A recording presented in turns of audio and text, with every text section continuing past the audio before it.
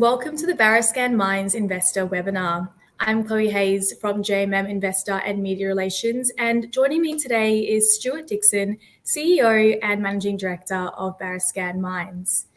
By way of background, Variscan offers investors exposure to one of the highest grade zinc development projects on the ASX, with near-term production potential and significant exploration upside.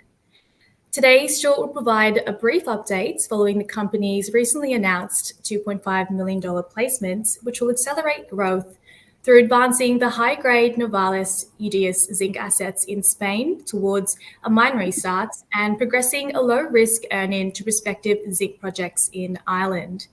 And as a reminder to webinar attendees today, if you'd like to ask any questions, please submit them using the chat function at the bottom of your screen. And with that, I'll hand over to you, Stuart.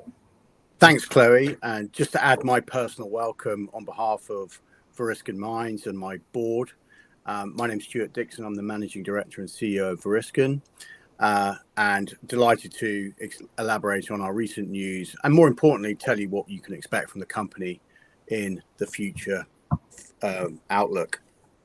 Now, what if I said to you, with your mining investment, you could increase the odds of success from 1 in 200 to 1 in 20. And that is the difference that you have by investing in greenfield mining exploration versus brownfield mining exploration. So Variscan offers you an opportunity to really load the dice in your favor by exploiting our brownfield, highly leveraged to existing infrastructure, existing resources in situ. And that's the story I'm going to take you through now.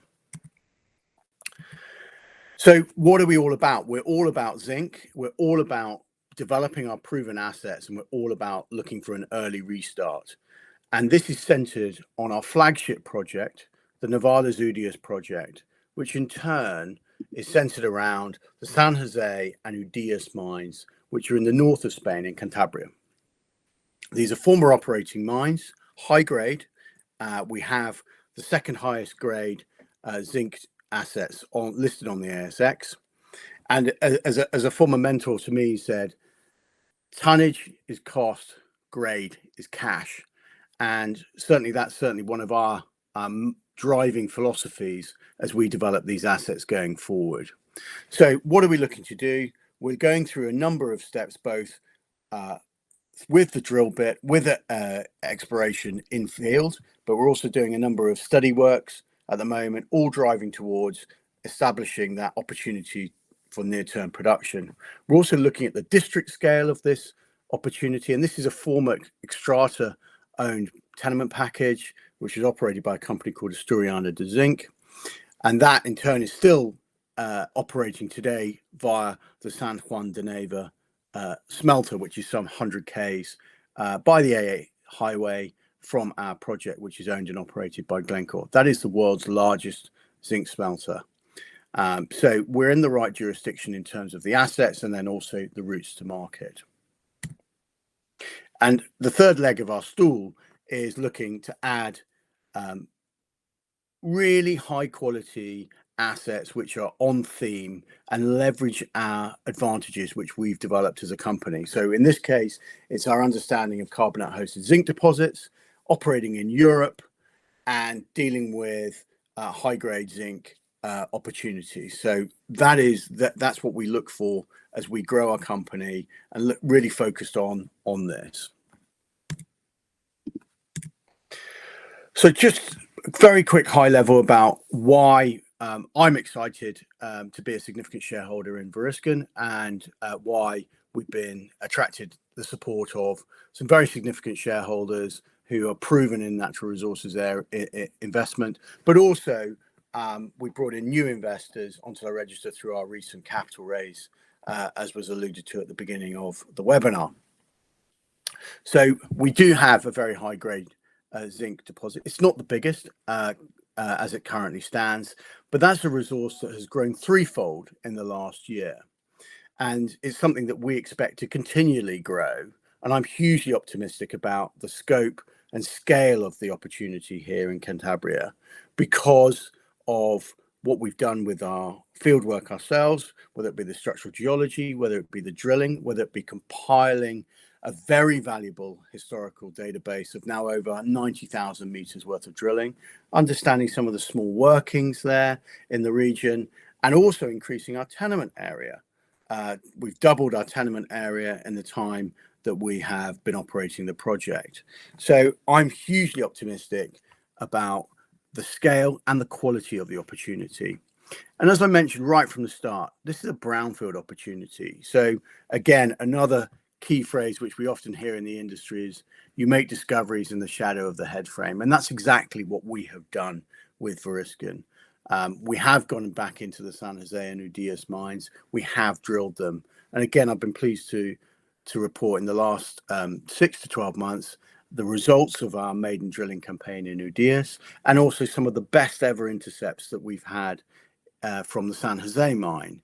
So we're in no doubt about the resources which are remaining, the scope for future discoveries, particularly at lower lying depths, where you have a series of vertically stacked lenses, and we keep uncovering them as we go forward through our exploration plan.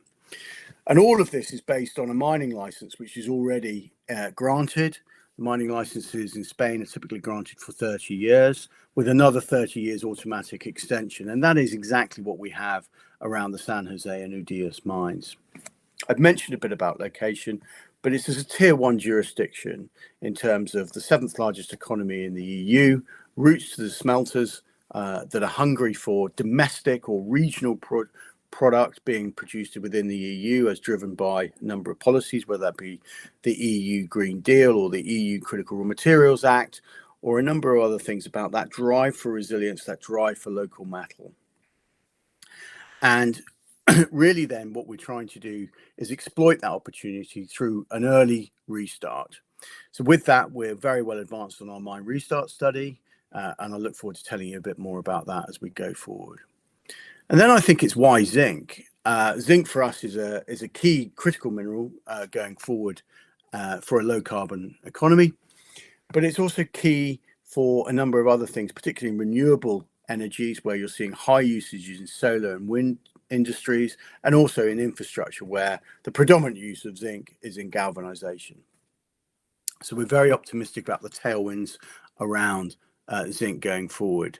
The company is well supported by the local government, and I look forward to telling you a bit more about that.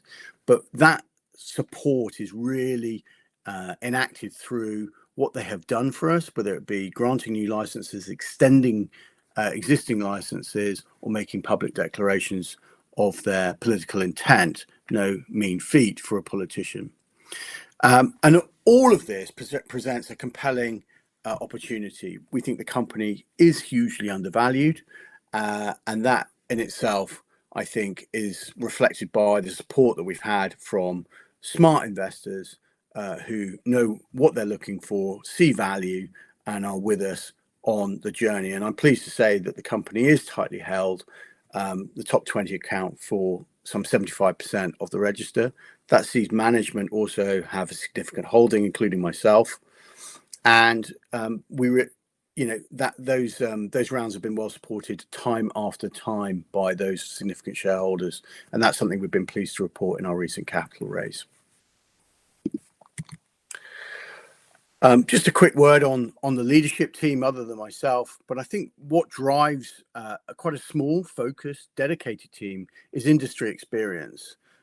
Everyone on the board, it has experience in the sector, whether that being on the boards or directly involved in exploration discoveries, on the boards of companies which have transitioned to producers, or on the boards of companies which have been producers and had exits.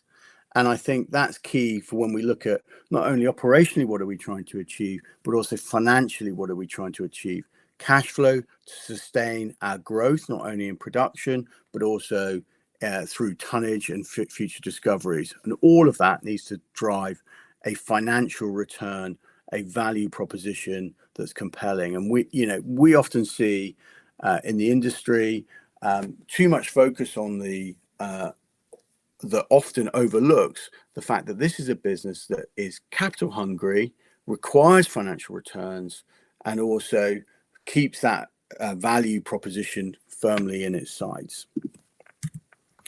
So just a word on zinc. I alluded a little bit to it, but I think it's really overlooked and unjustifiably so. It is the fourth most consumed metal on the planet. And I think the chart bottom right really is instructive of where it sits. It's a very valuable market, and it's a market that's bigger than than lithium, cobalt, and uranium all combined. So you think about the hoo-ha and the noise around those three metals, and then you think, well, actually zinc is more valuable than all three of those combined. For me, it tells you it's a very significant part of our modern industry as we operate today, but also our future-facing requirements going forward. And that's illustrated in the left-hand chart, which shows a significant supply-demand gap emerging as we go forward, and those who are keen watchers of the zinc space will remember the zinc gap that was talked about some decades ago, and it materialized. And I think here what we're looking at is the zinc gap 2.0 as we come into the next 10 years or so. It really does get very pronounced, and that is being shown in what we're seeing in inventories currently. There's some less than 5 days of inventory of metal in warehouses in Europe currently. And that shows you that pinch really is coming up. I talked about the exposure to renewables, renewable energy. So just to give a little flavor of this, 100 megawatt solar farm will require something like 240 tons of zinc. A wind turbine will require 4 tons of zinc per 10 megawatt capacity. So you can see now you're getting orders of magnitude, which really does indicate that it's going to be very hungry as we move more and more to renewables and the energy mix changes around the world, that we need more zinc to make those pieces of infrastructure really have the longevity that they need for the paybacks required for them. So then just a word on Spain, and it would be remiss of me to not talk about Spain, because we find it an excellent jurisdiction to operate in. And I think here we need to move away from the generalization of Spain. It's a very large country, but it's made up of 17 autonomous regions, and those autonomous regions are hugely important to how the country is operated and how the cultures determine the business environment of them. So, for example, resources development decisions are made at the regional level rather than the state level. And I'm pleased to report that in Cantabria, we have developed a first-class relationship with the administration, not only at the government of Cantabria level, but also the local mayors. And there's five areas where we require the councils of them, and indeed the mayors, to really buy into what we've set out to do. And I'm pleased to say that they are absolutely 100% behind what we're doing, and that's really been evidenced by the ability to get things done, the high levels of social license, the buy-in, and what underpins that is, in our area of Cantabria in particular, it has a mining heritage. Mining is in their DNA. They remember the times when mining provided wealth, provided jobs, provided status, and these things are hugely important now in an economy which does have high levels of, particularly youth unemployment, does have high levels of concentration to both fishing, agriculture, and tourism, which do have seasonal fluctuations. So the ability to bring a mine on stream, to provide that local employment through the seasons and cycles, really does foster a lot of goodwill to bring it on, but also some real tangible benefits to the region. And we look forward to sharing them with our host communities. So taking a little bit of a deeper dive into Cantabria in the north of Spain there, as you can see next to the Sea of Cantabria, this is a premier lead zinc district. It's been well understood, well mapped, well mined for decades. And I think here the calling card of the region is the Rio Sin mine. This was a world-class MVT, Mississippi Valley type zinc deposit that was owned and operated by Xstrata up until 2003. And you can see on the slide there, significant 62 million tons at just under 9% and with a 1% lead. This is some 8 kilometers from the Navales village, which you can see also on the screen, and there is adjacent to the San Jose mine. So we're right in the neighborhood, and particularly pleasing has been picking up earlier this year the license around the Rio Sin mine on the extensions of that called the Hippolyta license. And we're really looking forward to reporting some of our investigative work that we've been busy getting along with in the background to report some of the drilling that's been done just off the mine area on those extensions as it moves towards our wider tenement package. So really exciting news to follow from Hippolyta around Rio Sin, but also what we've got around the Navales, the San Jose and the Udias mines is the drilling that we've been conducting, certainly at Udias.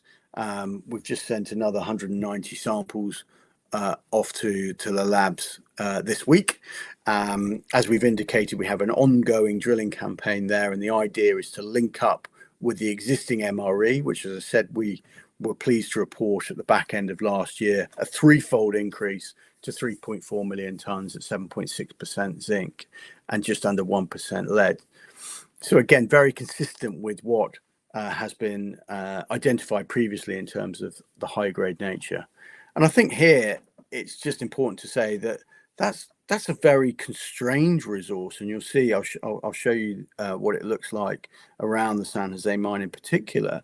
And we're only covering less than half there of the Navales trend, which runs on a north-northeast, south-southwest angle right through the main tenement area. And just one thing to point out while we're still on this slide is this yellow hatched area, and that is the existing mining license I referred to earlier. So it's right over the bullseye of where we are operating. So, as I said earlier, we're really looking at how to make the restart a realistic prospect, and we've talked about the high-grade nature of the mineral resource. And there, what we're looking at on the left-hand side is one of the component parts of that 3.4 million tons, and it's 1.7 million tons at a much higher grade of 8.6% zinc and 1.4% lead, and that's right in the San Jose mine. And that is what the restart study will be based on, just under that 2 million tons. And that in turn, because of the nature of the high grade deposit, because of the nature of it being a brownfield deposit, because of the infrastructure being in place, we expect to have a very low capex and still have a very profitable operation to be able to start things. This is not a case of we're going to come out with a mine restart study, which is going to be the largest that this possibly can be in this over this project. It's very much focused on the what can we do to get going to provide a viable cash flow to sustain the company, to take away pressure on the ability, on the requirement rather, for explorers to constantly require capital from the market. So it's about self-funding ourselves. So cash is king mentality, and it's then about reinvesting, recycling that cash flow into increasing our production profiles, adding existing tonnage, making more discoveries, and adding a platform for further growth. So that's very much what drives us, and that's the enabler there that you can see as to why that will be able to be delivered. I mentioned earlier that we're drilling, and on the right hand side what I'm showing you there is the drilling that's being done down here in the southwest areas of the Udias mine is aiming to link up with these areas of the, or extremities of the mineral resource, which we defined in December.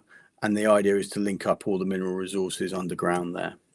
Obviously, the much further discovery potential as we step out left and right and north and south of this mineral trend. And this really just brings to life what I've just been alluding to there in terms of the linkages building that connectivity. And I think on the left-hand side image, you can really see how what we are doing in UDIAS currently fits with what we've done already in San Jose, which is focus on the existing workings, particularly drill them at depth and make new discoveries. And that's something we've been hugely successful before. Find overlooked zones and lenses of mineralization and link it all together. And that's what we've done. And I make the point that a lot of the work that we have been done has been informed by some of that very boring but very valuable work in the School of Mines in Torre la Vega, which is 16 kilometers away from the project. In there is a huge depository of data relating to the Rio Sin mine and the surrounding areas that we're operating in. That has enabled us to have a hugely valuable database, which again is making sure that we are getting bang for our buck with our drilling, but we're also adding the smarts of all the historical drilling and building that resource effectively and cost efficiently. And it's no surprise to me that consequently, when we drill, we deliver excellent results. And I'm struggling to think of a campaign where we really have struggled to put out excellent results. We continue to deliver excellent results. And that, as I've just said, is informed by a lot of the historical data, by the work that we've been doing. And here in the UDIAS case, before we managed to get a lot of the historical drilling, we actually looked at the face sampling. And when you've got face sampling that's going up to 30% zinc, it comes as absolutely no surprise to me that we're going to start drilling some very interesting intercepts, which we have done. And we look for, both reported in February of this year, and then April, May time, we also delivered further results. And I alluded to the fact that we expect to deliver more soon. And I'm looking forward to that. So just a word on our wider drilling. I've kind of slightly shamelessly made the point that we are effective drillers, we're efficient drillers, and this is been facilitated by the fact that we have access to our underground areas. We can get in there, drill short, punchy holes with a small rig, which we were able to purchase. And that means we can drill continually, consistently with our own resources and keep adding into this resource. Now, what I would like to do, there's no two ways about it. I would like to upsize that with further capital, would like to drill deeper holes with bigger rigs. That absolutely is a future aspiration for us as a company. But what we have demonstrated the ability is to think smart, think creatively, think efficiently, and punch those holes in when, cash for exploration has decreased significantly in recent years. And what we've been able to do, I'm pleased to report, is we've been still able to drill very effectively. And as I said, we drilled some of our best ever drill holes in the last 12 months. And I expect more impact to come. Now, what the scatter chart on the left-hand side is showing you is, well, don't take my word for this, how good the drill results are. What we're showing there is when we benchmark our drill holes against over 3,000 other drill holes, best intercepts from other projects, our holes really do stand scrutiny, and particularly San Jose, which is on the far right-hand side. I appreciate the screen might be a little small for some. It really does show the quality of the underground resource which we've developed and we continue to drill. So away from the underground exploration, which we continue to do, I did mention we are busy on the study side. And here what I'm showing you is really that we are nearly 2/3 and just over 2/3, because the mine scheduling work has been completed this week, of the study. As I alluded to earlier, this is about how to reposition Variscan from the pack, because it moves us towards a very viable cash flow generating producer status. And I expect it critically to be low capex. And that is leveraging the advantages of being a brownfield former operating asset. And I'll show you some images, which some of you may have seen before, but all the infrastructure is all in place and most of the permits are already in place as well. So what we're looking at is a CapEx light approach. And in looking at the philosophy of the study, because I think that's really important, what are we trying to achieve? And we're trying to say, okay, we recognize that finance is the number one risk for mining companies. And if you look at studies, particularly the EY, Ernst & Young study that they do every year, what is the number one risk for mining? Consistently, finance is ranked either 1, 2, or 3. And in the last 12 months, it's been number 1. So how do you address that? We don't operate in a vacuum. So we address it by saying, okay, let's make the CapEx light. Let's get into cash flow quickly and then recycle our cash, and we can be masters of our own destiny. And that is the philosophy which drives this forward. The alternative philosophy, which is often seen elsewhere in the industry, is let's drill, let's build a massive resource, particularly greenfield projects, have to build a big resource to justify a CapEx which goes alongside that, because they've got nothing there. They need to put in a road, they need to put in a rail, they need to put in underground development, they need to put in the permits. We have all of those. So that is why looking at what we are doing is about taking actions, having a strategy, and delivering on it that's appropriate for the project which we have. And so we're crystal clear about this. And here what I'm showing you there is some of the mine design work that's been done. So all of the stoping, work has been done in terms of which stopes we're going to mine. The scheduling work has then been done, which I just mentioned. And so we're now going through the OPEX modeling, which will then obviously determine some of the profitability and the economics of the overall mine. Really looking forward to delivering this, because I think it really will bring to light what we're trying to do and how achievable, how deliverable this project is. When you look at the average capex of a zinc development, of a zinc development project, when we benchmark the industry, it's about $250 million. And we expect this to be an order of magnitude lower than that, right at the left-hand side of those comparable projects. And again, we've done that work. We will be reporting that as we produce our own economics to put them into context, or that this is a super low capex, which again takes away that financing risk and makes it very achievable. So one of the other levers here is price, and there's quite a lot of commentary around, we need the price to be X, we need the price to be Y. We're very comfortable where the price is. We think the price is absolutely robust, and we're basing our economics on actually prices which are slightly lower than today. And again, we're very comfortable with this because we've looked at what other companies are using as their base case, and we're looking forward into the future. Now, I did say right from very early on that we're very excited about the future for zinc. We think there's a number of structural tailwinds to support a higher zinc price. But I think what I'm indicating to you here is to say, even if prices remain where they are today, which still on a historic basis, you can see from the chart, are still very, very comfortable, that we're comfortable with the robustness of the project, even at slightly lower prices than we see today. And all of this is evidenced by the fact that when you look at the prices when both Rio Sin, next door to us, and San Jose itself they were operating at 2 to 3 times lower than the current prices. So again, that's just another for us check and balance that our approach seems to be right in our thinking, that those mines ran profitably historically at much lower prices.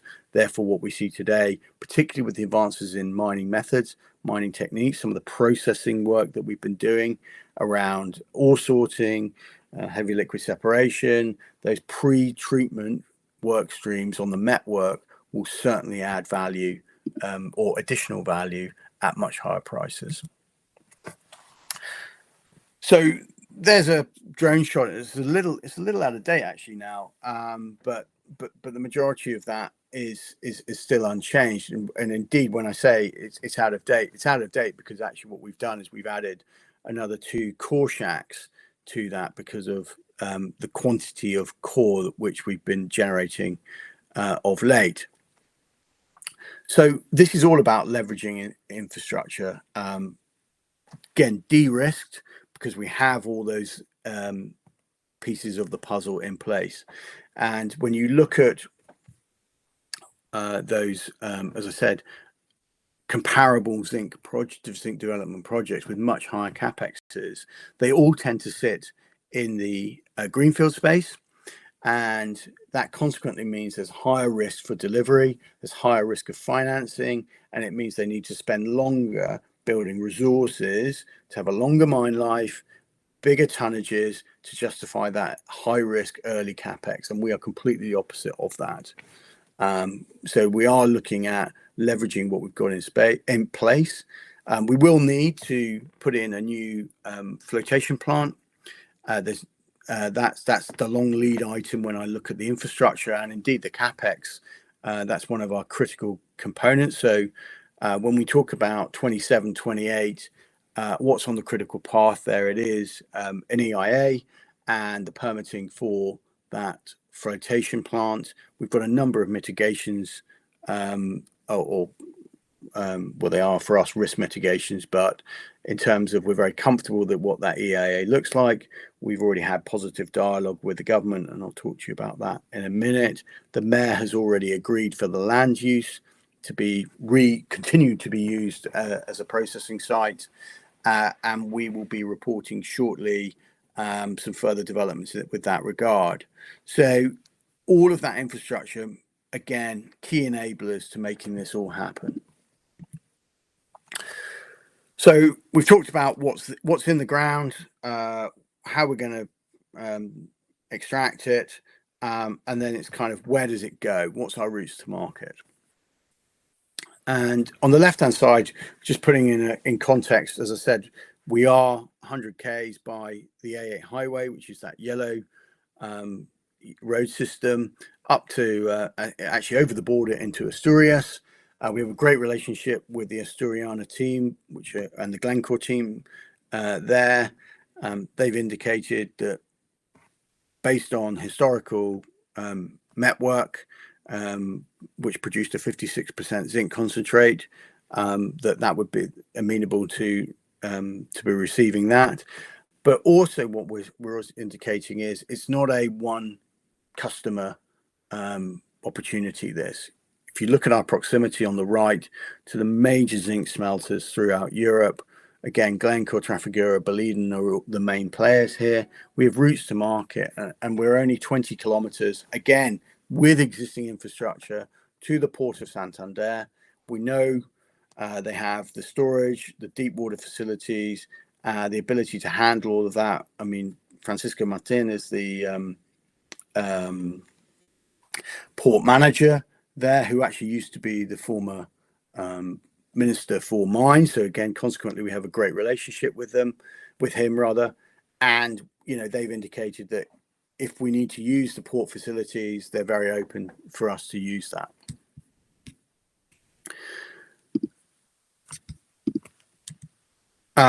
So I did mention the resource. This is just a quick snapshot of what's in the public domain. There's no point labouring that.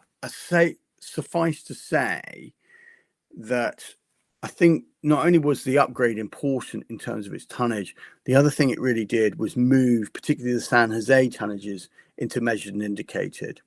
And so some 67 going on 70% of that resource now is in M&I, and it's also the highest grade of the mineral resource. Why is that important? It's important because under ASX regulations, if you're going to run and publish economics that you expect and production targets and the like, they need to be based on at least 70% M&I. And you're seeing in the market a number of companies having to retract their forward-looking statements because they haven't been based on sufficiently confident resources. And so we very much took that step. Okay, we'll take a bit of time, get this right and get it and do it once, and that's what we've done. And so consequently, we shouldn't have problems with our published economics. So I did indicate that we would show you what it looked like, and this is what it looks like in terms of 3D. All the underground environment of San Jose has been 3D modeled, 3D laser surveyed, and we are, I think, 70 to 80% through a 3D laser survey of the Udias mines. Again, the first time all this underground environment has been digitized. So that in itself, hugely valuable, bringing the underground environment to life. But what this is really showing is not only as I said, the vertically stacked pods and lenses nature of this deposit. It's over 4 levels, the San Jose mine, but it also shows in that dark green high value potential targets for us to drill. And these are areas identified in conjunction with a competent person, a store mine, who do all the mineral resource work on zinc for Glencore, particularly Kazzinc, which is one of the world's largest zinc producers. So they really know what they're talking about in terms of zinc deposits, and they also know what they're talking about in terms of Spain, because they are a Spanish company. So again, we focused on having the right CP for our project. So they've identified these near-term high priority drill targets for us, and this is something that we intend to exploit as we go forward. And as I indicated, we are looking to continue to add to our resource inventory, even though we're doing all the studies and progressing towards restart. This is just an empirical showing you where we increased the tonnages and why from various categories. But I really want to then get beyond that, because this doesn't stop as being a small mine. And I very much want to say that's our starter, but it really does have the scope and scale to be something really quite significant. And I'd be very happy to say I think we see 3 to 4x uplift potential in terms of our mineral resource. And that's based on a 12-kilometer mineralized trend. And this is not based on what I regard normally as fairly early exploration techniques, a bit of geophys, a bit of geochem, a bit of soil sampling. This is based on thousands of meters of drilling. This is based on small scale workings, which we can see, which we can get into. And it's also then based on modern exploration techniques, where we've really gone in, brought Dr. Brett Davis up to site from Australia to really do the structural geology work, to really show us what is going on in the underground environment, how that links with the historical data, how that links with our own exploration. And we feel very comfortable showing that we expect to be having a much larger resource. So what are we doing about that? Both those high priority areas around San Jose, which I showed you on the previous image of the resource, is there shown on the left hand side. And then further afield, we've got high priority targets from surface drilling. Now, all of that drilling is permitted and ready to go. So again, when we come back to what is our number one risk, what is the number one requirement around projects, is capital. So deploying capital there, we have the ability, when we have future or sufficient resources away from our current priorities, we can get on and drill these targets, and again increase the scale of what we've got. And on the theme of scale, this is really just a graphical representation of showing where our existing tenement area growth has come from, and we still see further potential to increase our tenement holding in the region. We are the only active metals exploration and development company in operation in Cantabria. There's quite a lot of quarrying activity in the region, which is great. But in terms of what we're doing with it, we really are the only game in town. A few have come and gone, and we have shown that commitment, that longevity, and that ability to deliver results, which carries credibility and goodwill locally significantly. So that's why we've been able to initiate tender processes, be successful in those tender processes, and effectively what we're doing here is putting together the old Xstrata tenement packages. Now, what we're also showing on that is lots of yellow dots, and those are historical drill holes. And as I did mention when we were talking right at the beginning about the Hippolyta area around the Rio Sin mine, you can see the density of drilling that's around there. So those yellow dots, there's a lot of digitization work, a lot of going back through those paper records and building a digital database around that. But that's hugely valuable to the company as it wants to have the growth upside as we go forward. And say this is not all about just a small scale operation. The small scale operation is the enabler to a much larger future operation. And to do that, you need to have done this exploration work and have the tenement packages to support it, which we have done. So I've perhaps laboured the point about our excellent relationships with government, and I make no apology for that, because it again is a huge area of your stakeholder management, which as any exploration development company and producer needs to do.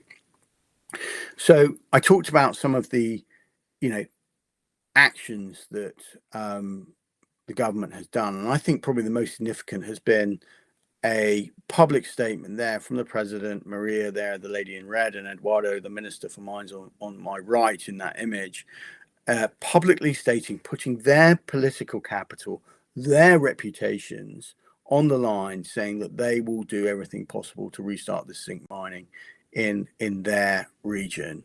They're a newish government, newish administration, keen to deliver, keen to engage. And one of the key things that came out of that particular meeting in Q1, Q2 earlier this year is they said, okay, well, let's look at how we've also worked with other large foreign direct investors in the region. And the example they gave is when they were working with Solvay, which is a large European chemicals group who have a significant plant in Torrelavega, again, near a school of mines, actually, some 16 Ks from our project.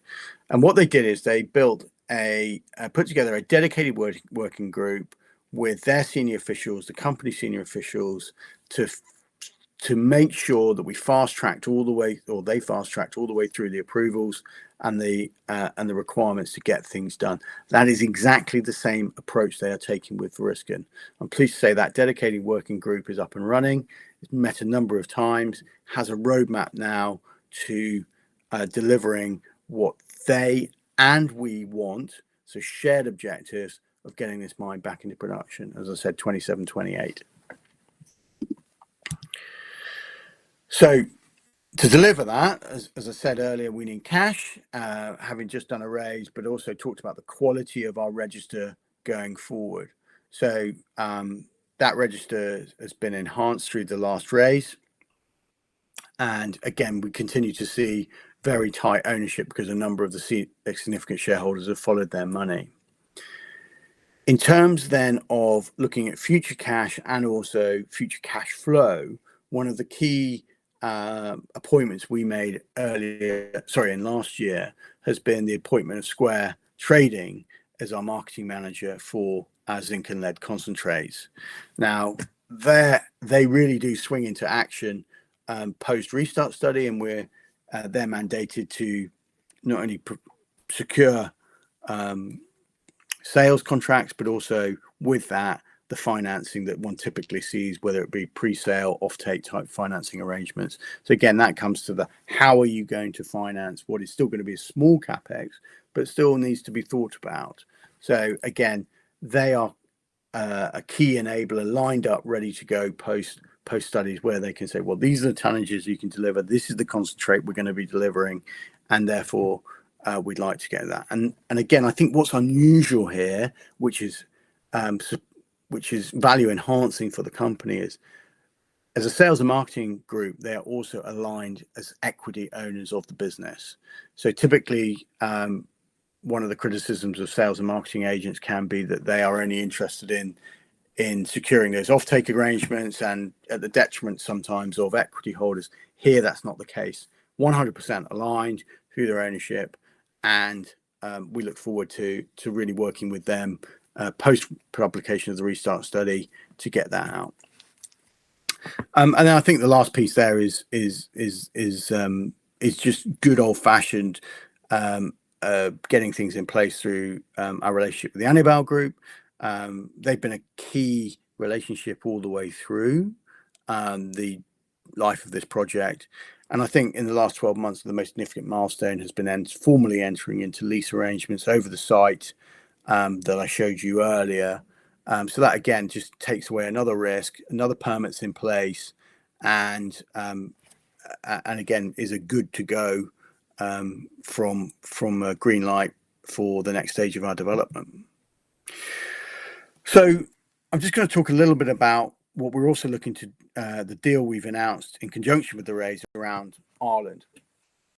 And as I said right at the top, yes, the San Jose mine as part of the Nevada Studios project is our number one focus, and that is the case. I have an unwavering commitment to what we're trying to do there, but at the same time, unashamedly, we are committed to growing this business, and I see a number of opportunities to support our ambition to grow a sizable company focused on zinc and other critical minerals as they arise, particularly in Europe, as we grow forward. And this particular opportunity, I think, is a low risk, pay and play earning opportunity where in Ireland, which has just been voted number one by the Fraser Institute for policy perceptions on their index, and Fraser Institute is a very highly regarded Canadian think tank in this regard. So, and you can see the quality of the operators also in that area. So we're looking forward to working with Mine Discovery Fund, who one of the key vendors of this project. We are partners going into this, and we have a number of things to do before we get to that. But I think this is a really nice opportunity to, again, leverage our experience in zinc, leverage our experience with these types of deposits, again, carbonate hosted, leverage our technical experience. Mike Milanarczyk, our chief geo in Spain, actually spent 10 years working in Ireland on these deposits. So he sorry, not these particular deposits, but on Irish zinc deposits, knows the place very well. So it's something that we feel comfortable with, and we have got a very graduated way of earning in based on success and the results that we find. So I think that's a smart way for us to play this. There are a number of conditions precedent to the transaction which are set out on the screen and also are mentioned in our recent announcements and will be subject to shareholder approval. And we look forward to issuing the notices of meeting, which will be accompanied by independent reviews and the like for everyone to make their mind up on. But for us, we think it's certainly worth pursuing as a additive supplement to the existing portfolio which we have on the zinc thematic. So what I've tried to do here is just try and bundle all of the busy period that we have ahead of us and have been, well, really it's an extension of what we've been doing. Lots going on in terms of what we're doing with the drilling, in terms of what we're doing with our resources, in terms of what we're doing with then the engineering and the study works all coming together. So we've got a number of near-term catalysts, and in the near term I expect to be reporting on, as I mentioned, we've got drill results from ODS, we've got which are just been sent to the labs. We've got some permitting work which we look forward to reporting on. We've got geotechnical work to report on. We've got metallurgy.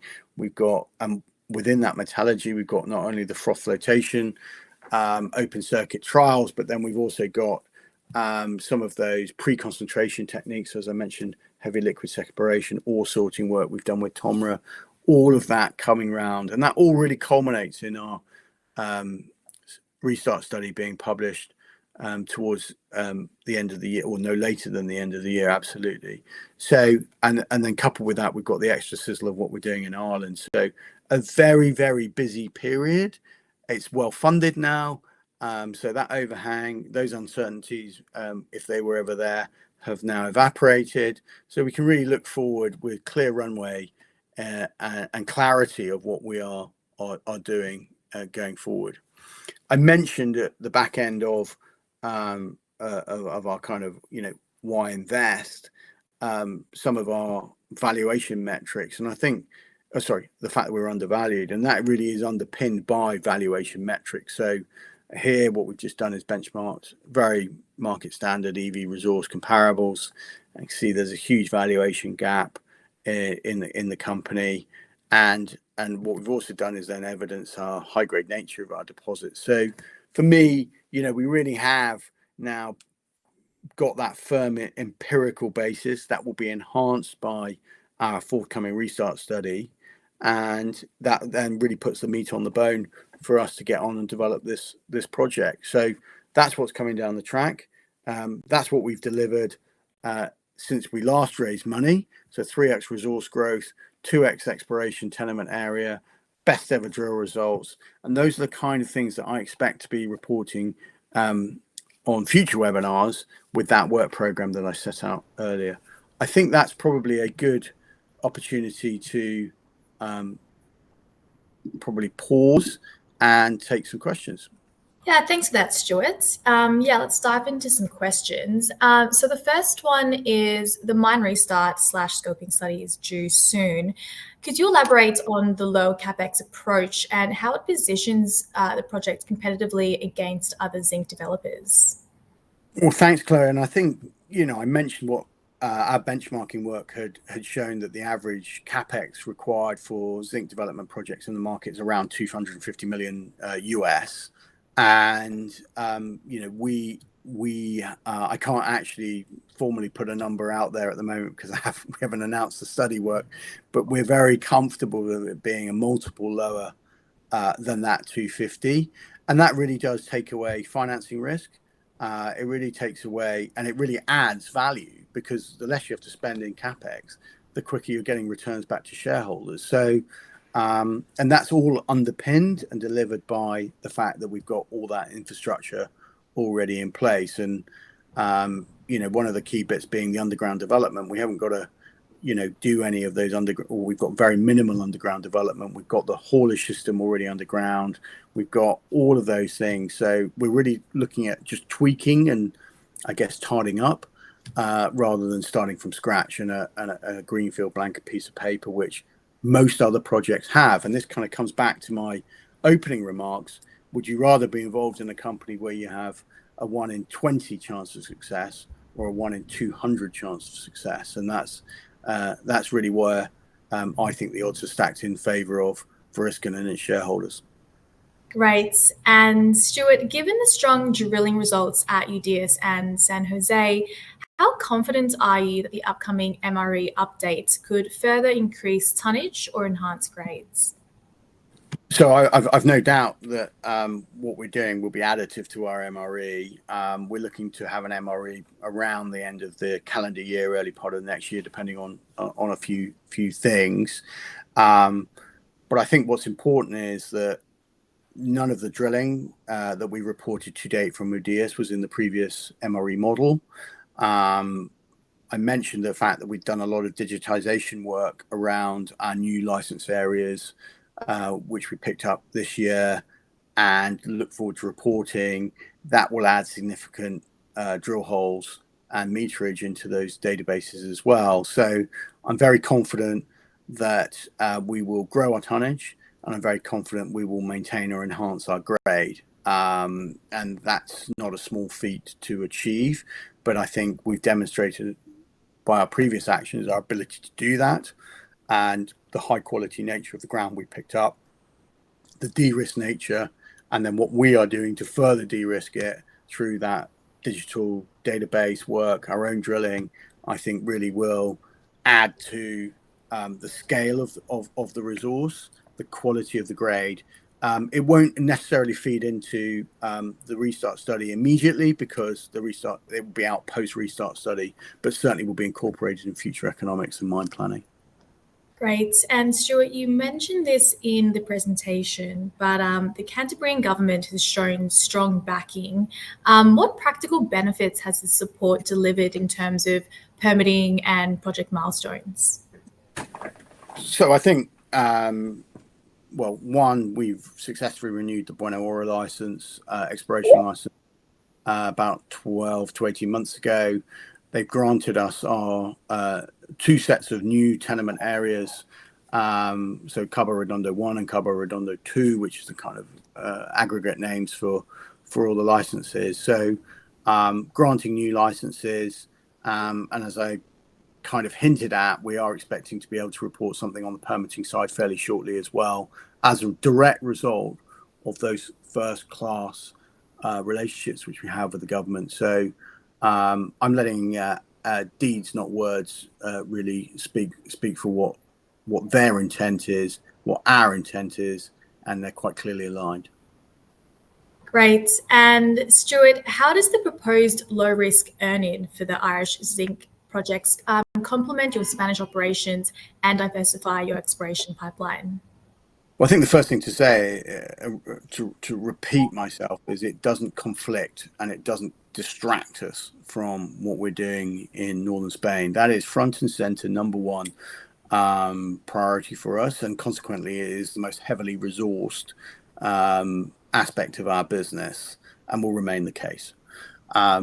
Where it's complementary, I think, is where I've looked at in the slides is, look, every business needs to grow. We see an opportunity to leverage our experiences, our capabilities, and for us, having a earlier stage exploration project can provide potentially some of the things that we can't do in northern Spain. So, we will never get a discovery, if you like, discovery kick out of northern Spain because it's a de-risked brownfield thing. So it's lower risk, greater probability of success, as I've alluded to. So you consequently may not get a discovery bonus, but you may get that in Ireland. So what we're trying to do is, again, really stack the odds in favour of the company. Yeah, it's exciting times ahead. Well, Stuart, it looks like that's all we have time for today. We are reaching the 1 hour mark for this webinar. And to the audience, should we have missed anything, or if you have any further questions, please feel free to reach out via the contact details at the bottom of our ASX releases. And we look forward to hosting you again soon.